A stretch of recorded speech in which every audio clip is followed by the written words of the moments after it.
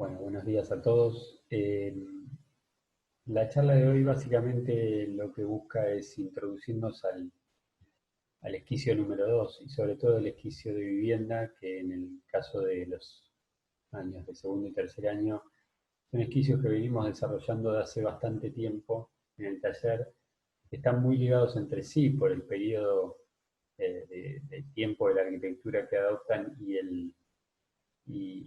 los actores participantes en este periodo, que son básicamente dos: las Case Study Houses de California, un programa de vivienda muy influyente en la arquitectura del siglo XX, y la obra de un arquitecto que participó lateralmente de ese programa, que fue Craig. Pero debemos comenzar contextualizando un poquito este panorama, entendiendo que esta es la ciudad de Varsovia en la Segunda Guerra Mundial, y cómo la Segunda Guerra Mundial, la destrucción masiva y, eh, y los avances tecnológicos producidos por ella fueron determinantes en la arquitectura a nivel global, pero en particular en la vivienda. Le Corbusier, este es el plan Voisin, el plan para París de Le Corbusier, ya venía trabajando en el problema de la vivienda. La vivienda ya era un problema altamente conflictivo para la arquitectura, un tema central en la arquitectura del siglo XX. El eje de la arquitectura se había desplazado ideológicamente y conceptualmente y por necesidad a la vivienda. Y tanto Le Corbusier como muchos otros arquitectos empezaron a explorar este tema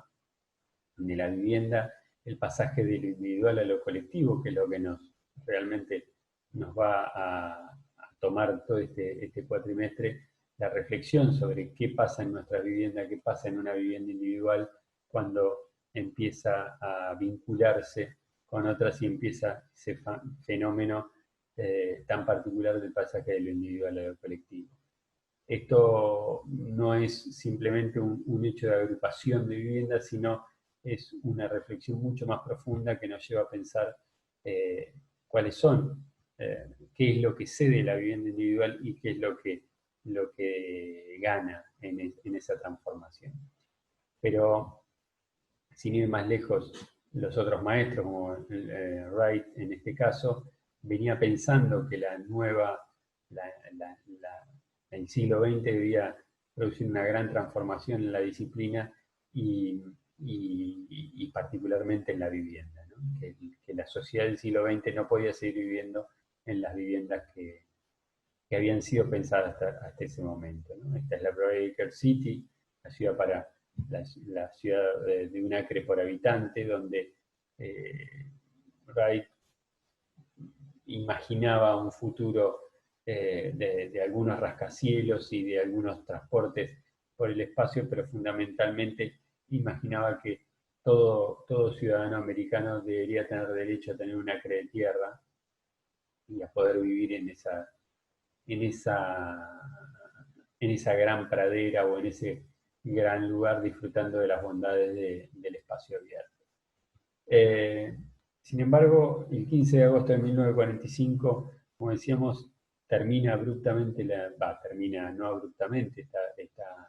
era un secreto a voces de que la guerra estaba finalizando. La guerra en Europa había terminado, pero todavía seguía el frente del Pacífico muy activo, y es con la terrible tragedia de la bomba de Hiroshima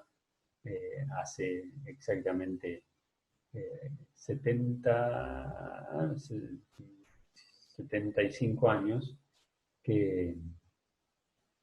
bueno, fueron Hiroshima y Nagasaki, destruyeron al imperio japonés, y a partir de ahí toda la industria, todo el aparato industrial de Estados Unidos, que se había puesto a disposición de la construcción de todo lo necesario para los dos frentes que tenía Estados Unidos en ese momento, Europa y el Pacífico, armamento, aviones, como ven acá, tanques, bombarderos, armas, bueno, toda esa gran industria quedaba ociosa, por ende había que inmediatamente pensar una nueva lógica para la producción industrial masiva y para todo el aparato industrial, que ahora vamos a ver cómo impacta directamente no solamente en la arquitectura, pero sí en la vida cotidiana de todos los norteamericanos. De esta manera, en esta foto particularmente me interesa porque hay dos cuestiones centrales en este periodo. Uno es esto que les decía del, del aparato industrial, ¿no? Y el otro es el nuevo rol de la mujer en la sociedad americana, ¿no? La mujer en este momento sale a trabajar a las fábricas y toma el rol que los hombres dejaron porque habían ido a luchar en el frente, por ende no vuelven nunca más a la casa, digamos, la mujer es el momento donde comienza una gran transformación en la vida de las mujeres que realmente fue muy importante para esta nueva etapa del mundo occidental, ¿no? Ven acá la línea de montajes de bombarderos, por ejemplo, que era permanente la salida a la planta de Ford. eh, en particular dejó de hacer autos para hacer bombarderos B-29. Digamos, todas las fábricas se alinearon para esto. Y es el momento donde se producen los grandes avances tecnológicos que aún duran hasta hoy, ¿no? Eh, Materiales que después son aplicados a la construcción, el aluminio, la extrusión del aluminio para que lo conocemos en carpinterías, el nylon, eh, algunas cuestiones de caucho, el contrachapado, lo que se llama el aglomerado, todas las fórmicas o melaminas, un montón de materiales que ustedes hoy conocen naturalmente fueron creados para la industria bélica y después incorporados y adaptados para la industria de la construcción, sobre todo en Estados Unidos. Eh, y es el programa este del cual vamos a hablar que nos parece muy interesante tomar como excusa para disparar este quicio. El, las Case Study Houses es un programa que desarrolla eh, John Tenza, un editor de una revista que ahora vamos a ver, pero que se inicia con algunos concursos previos como estos que venía organizando. Esta es la memoria de un concurso previo que realiza esta revista y que gana Eero Saarinen, y en la memoria de su propuesta ganadora dice: las demandas sociales y económicas de las viviendas de posguerra deben satisfacerse con la utilización extensiva de nuestro potencial en las líneas de ensamblaje. Es lo que les contaba recién con respecto a todo el aparato industrial que estaba, que estaba dispuesto para ser utilizado, ¿no? Eh, y algunos de los números que justifican un poco todo este desarrollo tan veloz de la construcción y de la arquitectura en la costa oeste americana, ¿no? Entre el 40 y el 50 la población de Estados Unidos creció un 14,3% y se construyeron 8,7 millones de nuevas viviendas. La construcción de nuevas viviendas creció un 23,6% en todo Estados Unidos y específicamente en la zona de California creció un 57,2%. Es una cifra sideral, ¿no? Que un poco explica el porqué de este programa o qué es lo que buscaba John Tenza en este programa. John Tenza era un editor de una revista que es esta, Arte y Arquitectura, una revista muy influyente en ese momento, que decide generar un programa básicamente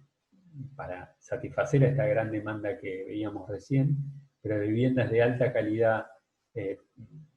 espacial y estética, pero hechas todas con materiales prefabricados, ¿no? Y en ese sentido era una de las exigencias de este programa. En principio iban a ser 8 viviendas y la elección de los arquitectos básicamente radicaba en que eran amigos de Tenza, no tenía más búsqueda que este. Este es un poco el, el concurso ganador de esa primera o esa previa al programa de Eero Saarinen, como ven ustedes ahí en este gráfico muy elocuente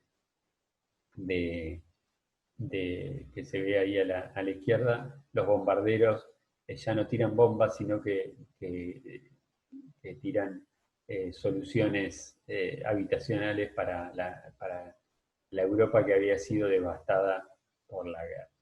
Este programa o estas ideas más estaban pensadas para reconstruir lo que se había destruido en Europa, sin embargo, no en muchos países tuvo cabida esta arquitectura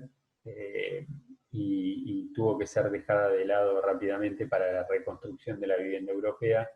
porque rápidamente Europa protegió su propia industria y pudo impedir esta penetración de Estados Unidos, y esto se dedicó exclusivamente a Estados Unidos. Pero algunas de las características de estas viviendas tienen que ver básicamente con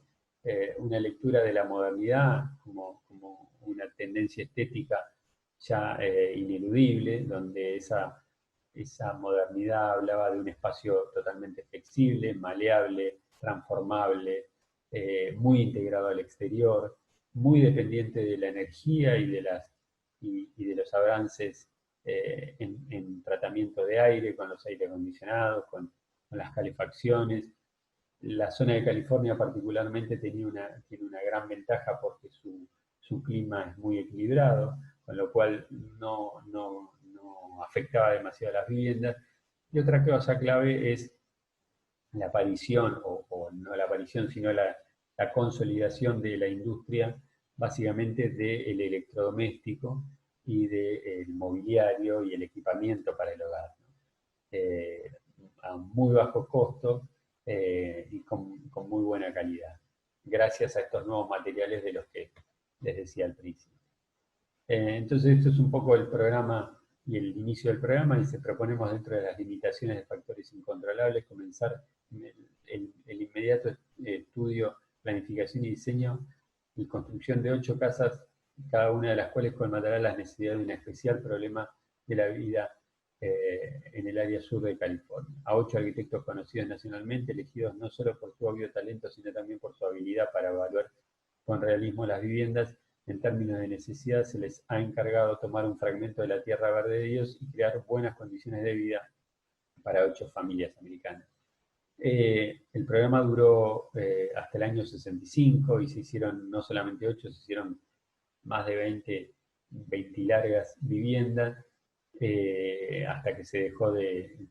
desarrollar. O sea que el inicio fue 8, pero este es el mapa inicial de algunas de las viviendas, pero realmente son muchas más las que se llegaron a desarrollar. Y vamos a ir viendo algunas de ellas, pero para que ustedes tengan una idea, pueden ir a la bibliografía. Hay muchísimo material sobre este programa para poder descargar y mirar en las redes sociales, en las redes, en internet. Pero realmente pueden ver las características particulares de este programa y en esta casa, la Casa Logia de Whitney Smith, una casa que a partir de estos muros muy fuertes y reinterpretando realmente el programa de la vivienda, que quizás sea lo más interesante de esta casa, más que su característica de pseudo industrialización, porque realmente no es tan así. Pero lo interesante de esto es cómo esta casa interpreta los espacios, las actividades y los ámbitos a partir de entender que hay un área privada, hay un área pública, hay un área de comer, y de entender el límite difuso entre el interior y el exterior, ¿no? O la casa del matrimonio Ames, que desarrollan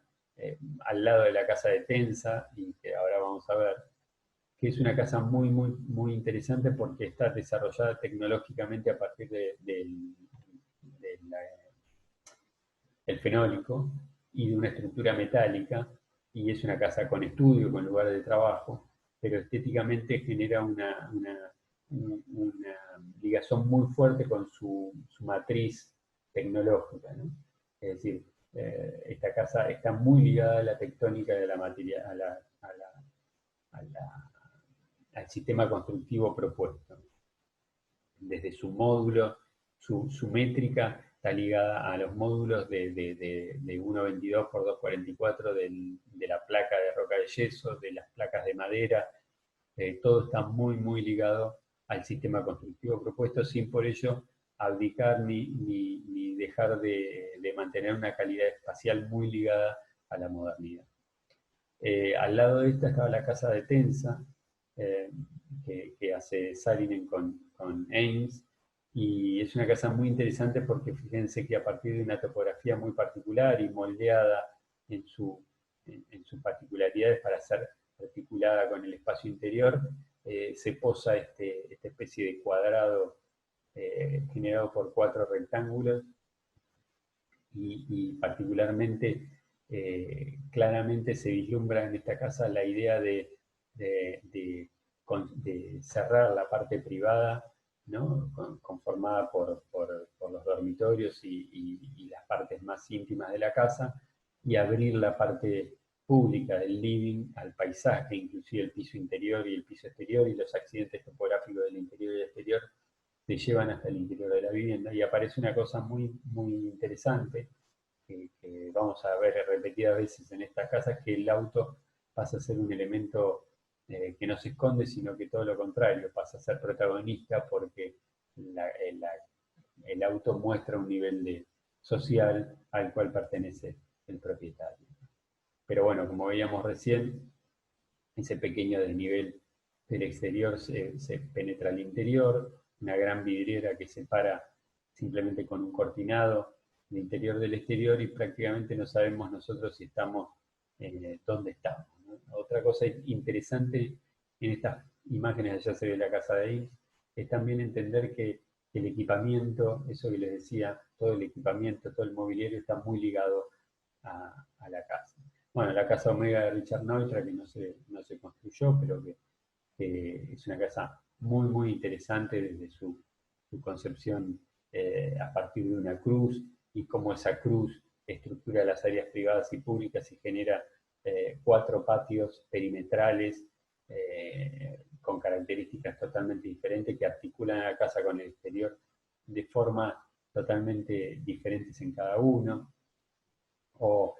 la Casa Paz de Straub y Hansman, que a mí particularmente me resulta muy interesante porque es quizás una de las casas que mejor muestran el espíritu del programa, en el sentido de que articula todos los subsistemas del espacio arquitectónico para poder individualizarlos. Y en ese sentido, la ligazón de la casa con el sistema constructivo está plasmada y se verifica en cada detalle, ¿no? Fíjense esas vigas que separan a estos pequeños arcos eh, prefabricados, y que están separados, las vigas del techo están separadas por estas pequeñas piezas de soporte de hierro, y los paneles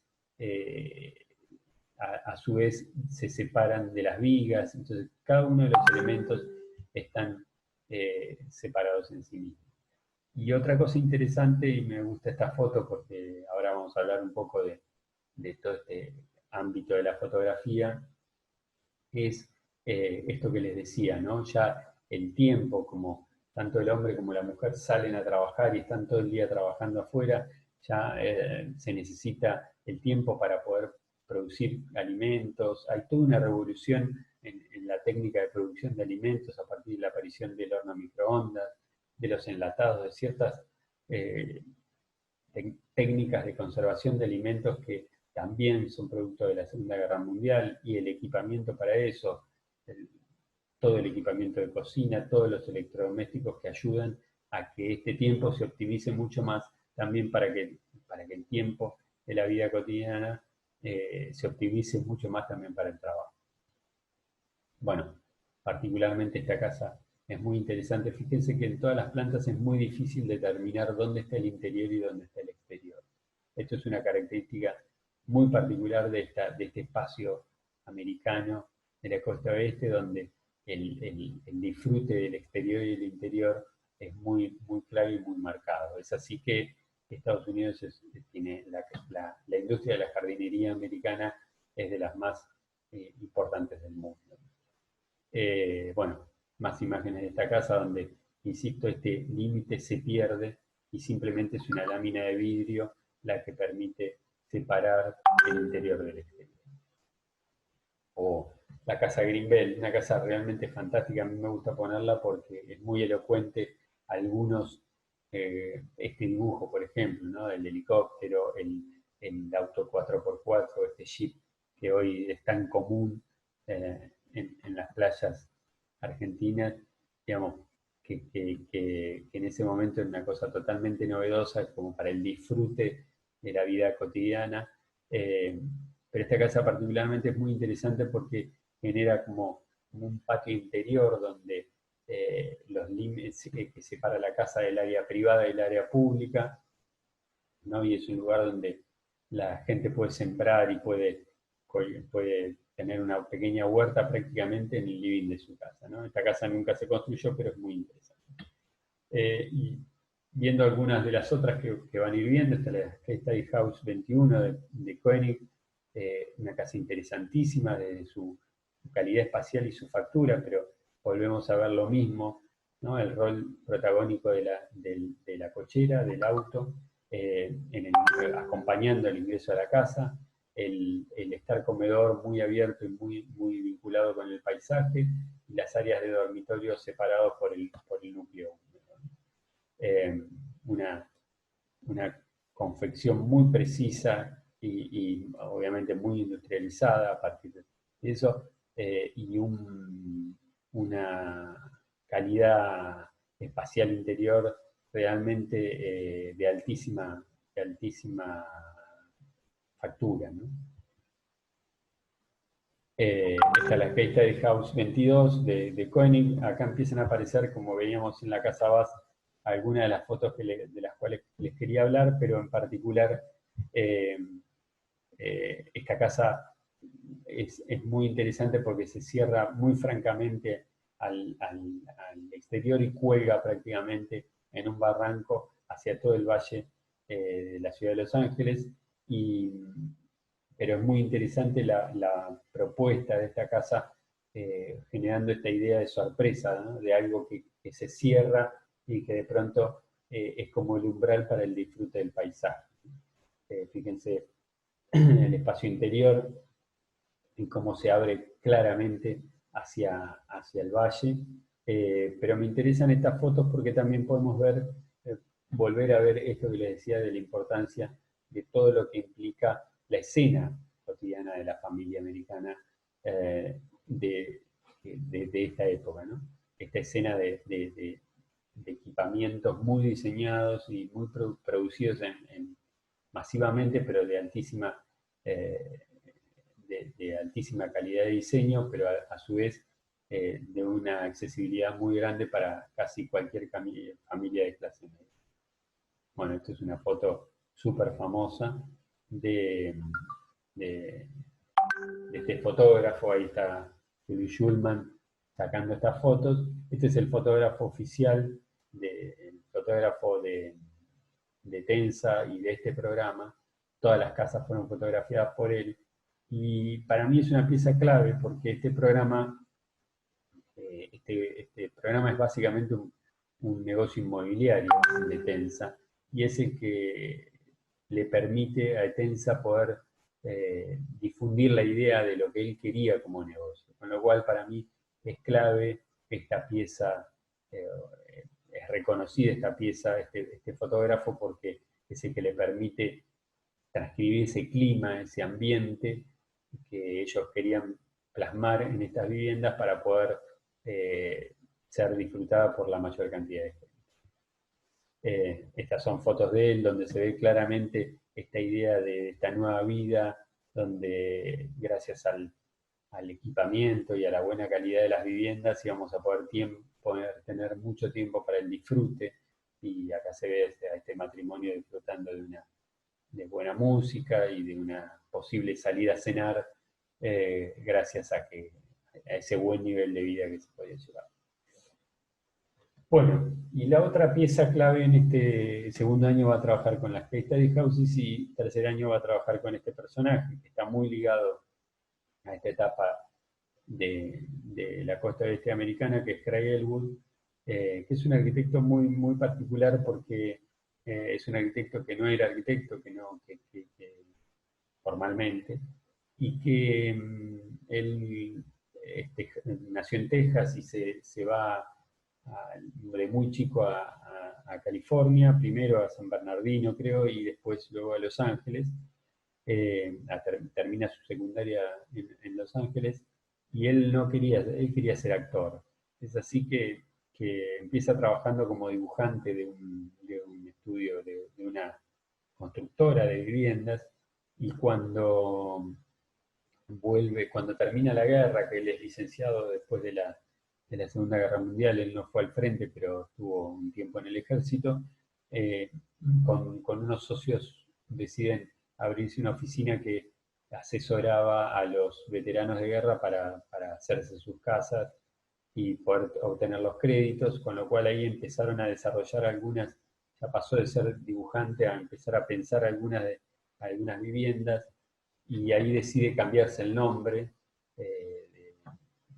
Tenía un nombre, no recuerdo si era John Burke o algo así, y decide cambiárselo por este nombre que le parecía más punch, más interesante, como si fuera un actor, ¿no? Con una visión muy clara, tanto él como lo que veíamos recién, como de Tensa también, de la necesidad de la publicidad y el marketing para ser reconocidos y poder vender su producto, que al fin y al cabo era su arquitectura. Entonces, bueno, se puso el nombre que eligió ahí por unos negocios que tenía cerca, que había una venta de licores que se llamaba algo de Elwood, y Craig no sé por qué, pero bueno, se cambió el nombre. Eh, Vamos a ver algunas de las casas de este arquitecto interesantísimos, porque son casas con volvemos a lo mismo, un gran parentesco en el lenguaje y en la estética con las study houses, con una adscripción clara a la modernidad en el tema de un espacio muy abierto, muy flexible, muy transformable, eh, eh, entendiendo una nueva forma de vida y una nueva estructura familiar,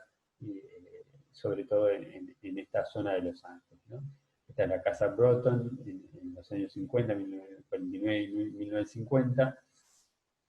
donde como siempre podemos reconocer la clara diferenciación de lo público y lo privado. Esto no es una casa muy grande,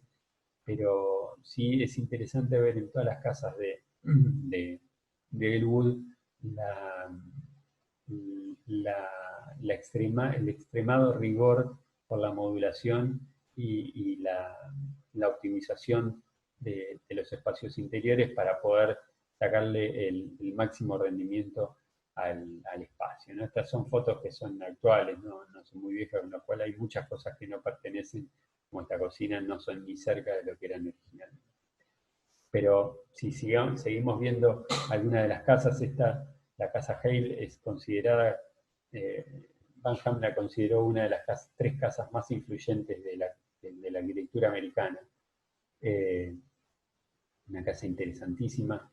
que se le entra por abajo, tiene dos plantas, donde está ahí pueden ver la cochera, por esa escalera se sube, se pasa este lugar como de recibidor, con un lugar por delante, un lugar podríamos decir, llamémosle, podría ser una oficina. La casa se abre claramente separada por la cocina como articulador de lo público y lo privado, y el baño al fondo, con un pequeño servicio para este área de trabajo. La casa Sack, otra casa muy, muy reconocida de Craig Elwood también. Fíjense esta modulación estricta, esta sistematización de todos los elementos que la componen, que la liga muy fuertemente a la construcción industrializada y a la construcción en serie, ¿no? Bueno, esta casa, bueno, particularmente está puesta en una situación muy, muy, muy particular, ¿no? Pero fíjense que son todas casas que bien está muy cuidado en el ingreso, la particularidad, la secuencia espacial de llegar desde lo público a lo privado, están muy ayudadas por un contexto muy agradable, muy interesante desde lo paisajístico y con un clima realmente que en Los Ángeles ayuda mucho para poder producir esta arquitectura. Quizás el error haya sido muchas veces tratar de imitar este lenguaje o esta estética en climas totalmente desfavorables para esta condición. Pero volvemos un poco a lo mismo que veíamos en la case study. El límite interior-exterior ya no existe, es simplemente una lámina de vidrio que gracias a la nueva industria se puede producir. Los espacios interiores fluyen y se integran muy fácilmente. El equipamiento acompaña toda esta nueva propuesta espacial. Y no, está la casa, la Keita House 16 en Bel Air, ya un poquito más compleja, un poquito más grande, pero fíjense, volvemos al mismo sistema, ¿no? A la misma lógica de sistematización de los elementos compositivos del espacio. Y muy interesantes estos dibujos porque son como extracciones particulares de algunos momentos de la casa que son particularmente muy sugerentes, ¿no? La aparición de materiales de manera atípica, como puede ser, ahora lo vamos a hacer, un vidrio para cerrar un patio o para cerrar un espacio exterior, ya no el vidrio como un elemento de separación interior-exterior, sino como una cerca o un revestimiento interior que continúa y se hace exterior, y eso permite que el interior y el exterior se confundan y no se sepa muy bien cuál es el límite. Bueno, algunas de las particularidades que todas estas casas van teniendo. No quiero detenerme en redundancias o en repetir siempre lo mismo, pero ustedes pueden ver que hay particularidades que se van repitiendo en cada una. En la casa Andersen, en Santa Mónica, donde también podemos ver lo mismo, muy cuidado es muy interesante en todas estas casas cómo se cuida permanentemente el límite entre el interior y el exterior, ¿no? Son casas muy cerradas hacia afuera y muy abiertas hacia su propia interioridad. Bueno, y si vamos directamente a estos dos ejercicios de segundo y tercer año, son ejercicios cortos como lo decíamos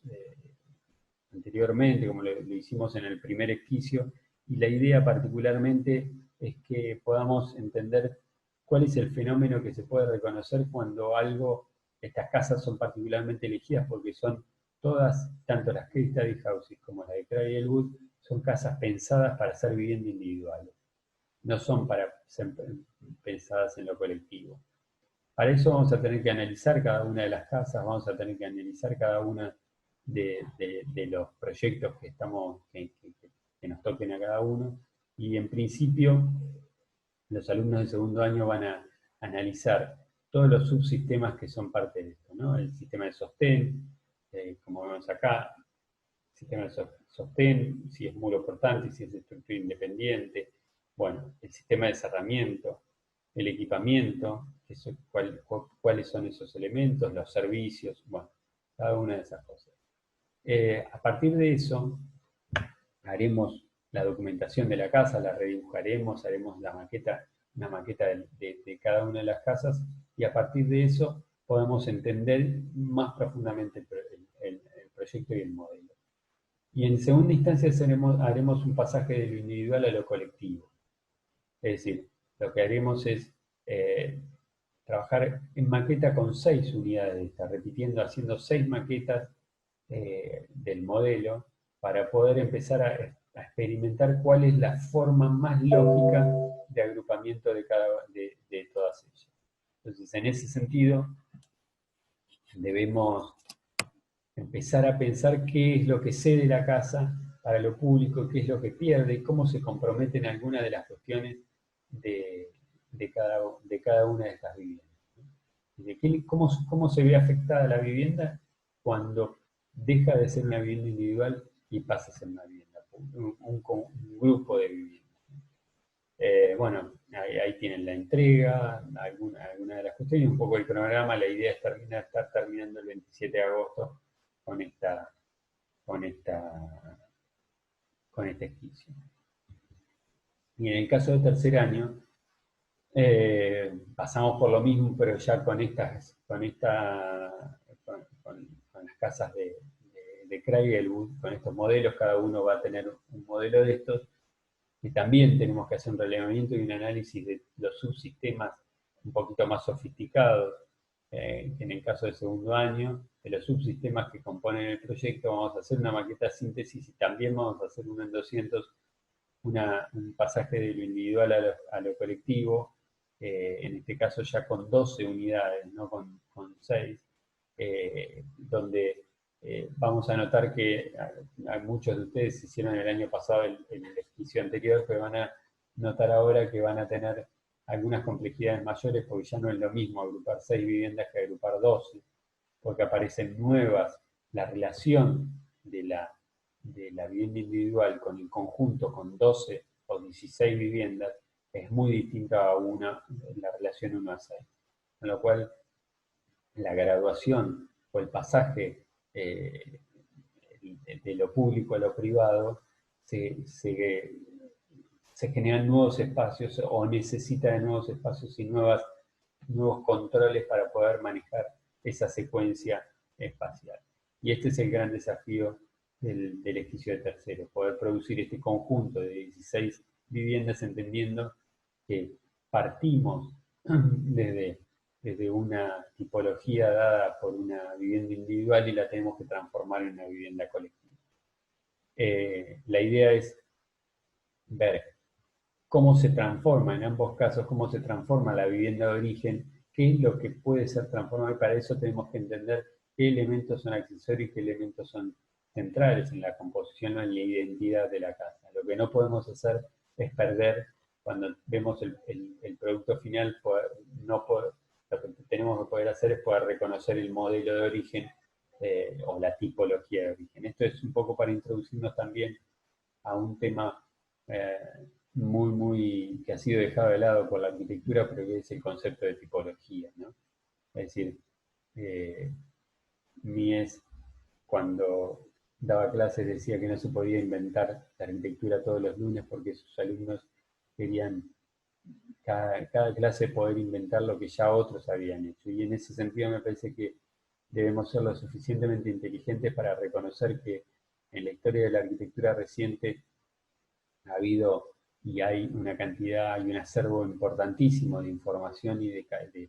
arquitectura desarrollada que nosotros debemos tomar para poder reinterpretar y reutilizar como insumo fundamental para nuestros proyectos, y sobre todo en el tema particular de la vivienda. Sin duda, la vivienda contemporánea está cambiando, y más en esta condición de aislamiento que nos ha impuesto esta pandemia a nivel global, y nos hará reflexionar seguramente cómo serán estos nuevos modelos de vivienda en el siglo XXI, y tendremos que estar a la altura de las circunstancias, pero sin duda no podemos dejar de pensar en cuáles fueron los modelos de origen que nos dieron pie para llegar hasta donde estamos. Bueno, quédense en casa, cuídense y empecemos a trabajar inmediatamente, y suerte para iniciar con mucho entusiasmo este segundo cuatrimestre del taller.